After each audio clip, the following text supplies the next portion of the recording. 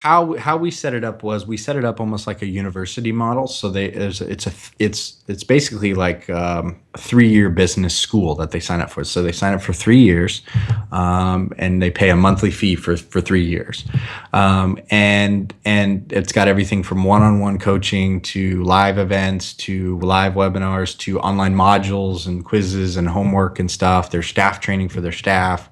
So it's pretty in depth. It's evolved a lot. We joke about where we started and what we offered then compared to what we offer now and what we deliver now. But I think it's like any business. It's a little bit of ready, fire, aim. You just kind of go and it evolves and grows.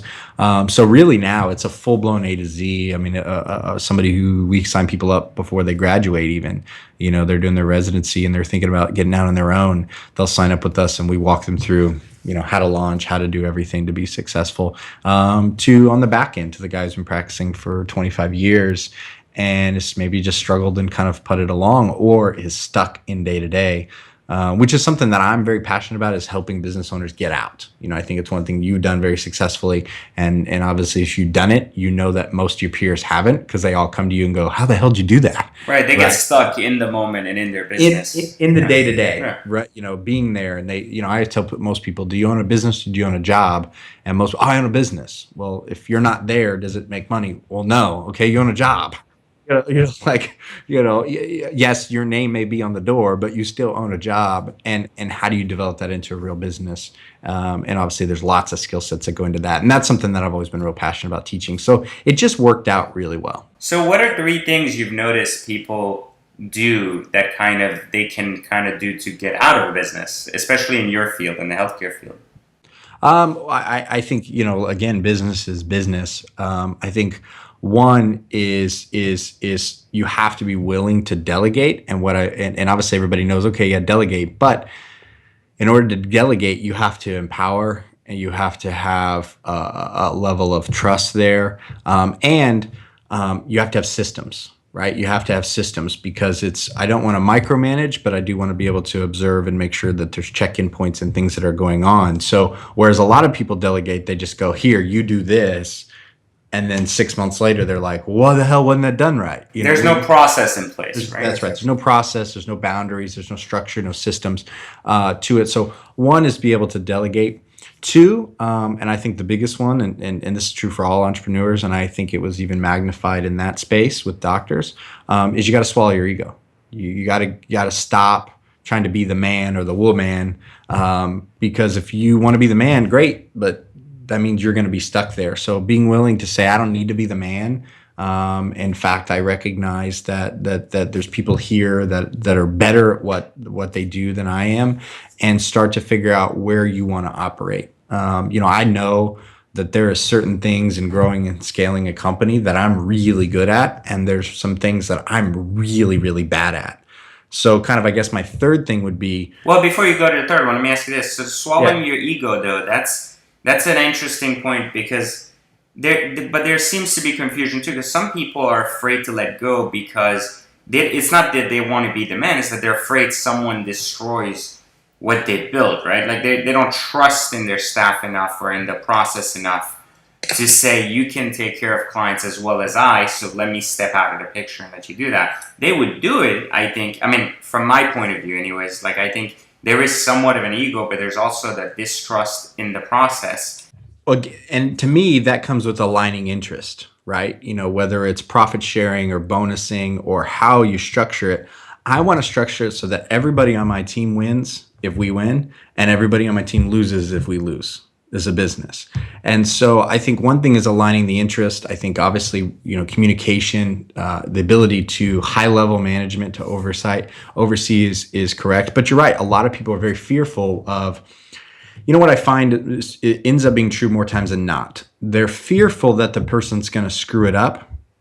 But usually what happens is the person just does it different than you would do it. Correct. And so we've got to learn that different isn't worse. In fact, sometimes different's better. But at the end of the day, it's about the end result. I constantly would see people do things differently than I would do it.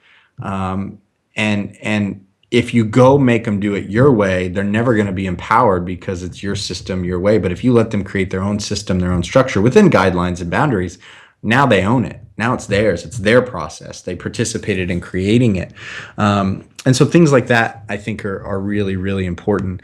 The third thing for me, and this was a hard one for me, and I'll just say that very candidly, because, I've always struggled with, and I dug into, and I have a, pretty good idea with feeling like I had to be perfect and feeling like I had to have all my shit together, or if I didn't, people wouldn't like me or wouldn't accept me or wouldn't think good of me or what have you. But coming to the place where I realized a lot of entrepreneurs, we have that fire and that drive. And I've actually heard this taught of this, like, mastering your weaknesses kind of thing, like figure out what you're bad at in business and master your weaknesses.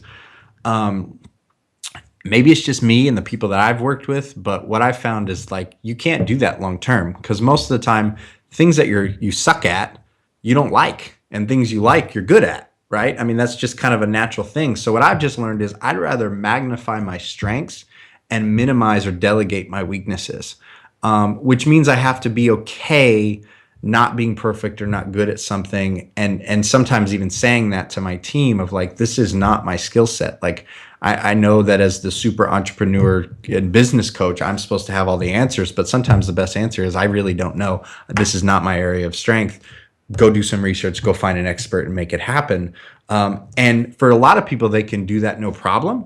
I have seen that with, like, the type A entrepreneur, that's hard to say. For me, it's always been hard to say. I used to operate with fake it till you make it. So I would just, make up an answer, do the thing. But the problem is with that is you're not being real. And you're building a wall up, you're building a persona up. And the problem is when that wall comes crumbling down, it's a devastating ride. So it's those little things on a day-to-day basis of how we operate that I think makes such a big difference. So, I mean, those are a couple things. Obviously, there's a lot to scaling and delegating a business, but I think if you just implement those key things on a consistent, regular basis and really focus on, what am I doing here? What is my role? Why am I doing this? Are you operating in this role? Like, I know for me, I'm just very candidly, I've got the opportunity a lot to speak on stage, and I know I'm a pretty good speaker and do a lot of things. But am I operating in that role of the company because the company needs me to, or am I operating in that because I feel significant and it makes me feel like I'm worth it, and it makes me feel like, I'm the man, or people come up to me and ask me for autographs or pictures and crap afterwards, which is weird. But I mean, that's important because it's self-empowerment to a degree, right? Like, Right. you need to empower yourself to be able to run your business sometimes. That's right. So I have to ask myself, like, what am I doing it for? And then if I'm doing it for those reasons, well, then does the business really need me to do that? And is that me meeting my purpose and me meeting my true purpose? So for me, I've just learned that, like, my first priority, I want to do a lot of great things in the world, but my first priority on this planet is my wife and kids. I could go feed 1 million people, but if I don't serve my wife and kids, I've failed miserably. Like, that's the number one place for me to serve. And so I have to look through things through that filter now and say, am I serving there first? If something doesn't meet that, then I go to my secondary thing and I go, okay, now does it meet my secondary purpose and what I feel like I'm put here to do and the impact I'm supposed to have? If what I am doing isn't directly related to those, really 2 or 3 priorities, I'm probably doing it because I have to at that point in the business, because there are some things you're going to have to do when you scale a business. It's hard. It sucks. Get used to it. Or I'm doing it because it meets some emotional need of mine. And for me, I found that I end up doing things sometimes that I don't necessarily have to do, because I either, maybe I'm a control freak, or maybe I get significance from this, or I like the way this makes me feel, or I get a lot of attention from this. I was on the speaking circuit, and even the last couple of years, been on the speaking circuit within the doctor world. And it's weird to go to a medical conference, speak, and have people come up and ask to take your picture with you and ask for your autograph. It's weird. But there is a little part of you that goes, well, that kind of feels good. I'm the man, kind of thing. And then you start going, like, am I doing this for the wrong reasons? And so that's definitely part of it.